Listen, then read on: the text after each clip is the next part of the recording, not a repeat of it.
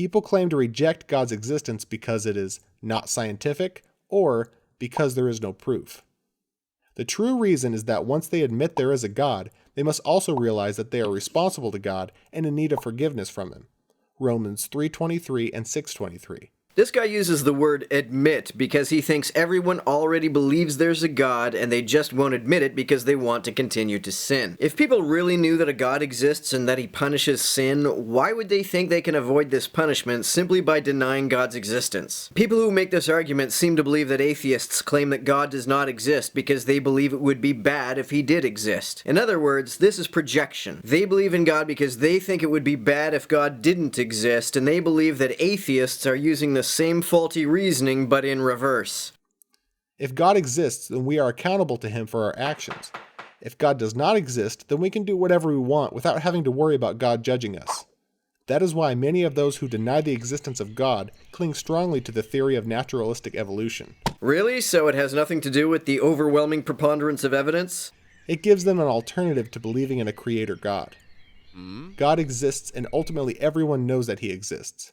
The very fact that some attempt so aggressively to disprove His existence is in fact an argument for His existence. That's like saying that the fact that so many fundies try to disprove the theory of evolution is actually an argument in favor of evolution. Atheist wants under God taken out of the Pledge of Allegiance. You know why? It offends him.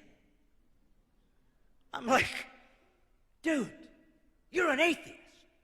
You don't even believe God is real.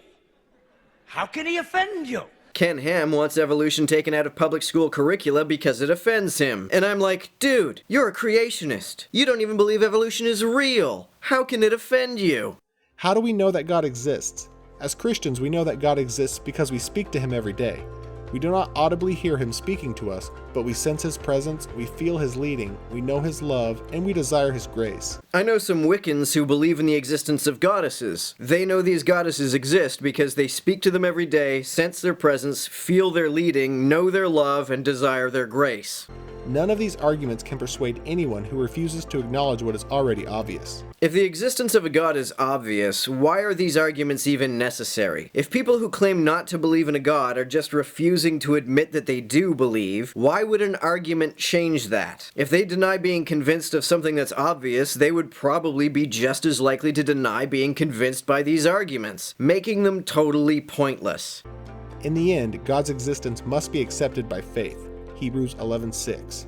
This video is nothing but contradictions. It says that a God's existence is obvious, but then says you have to take it on faith. Then it says that there is so much evidence for a God that there's no excuse not to believe in one, in which case you wouldn't need to have faith. It also says that everyone already believes in God. That means that either everyone already has faith, in which case there's no point in making a video exhorting people to have it, or it means that faith is not really needed.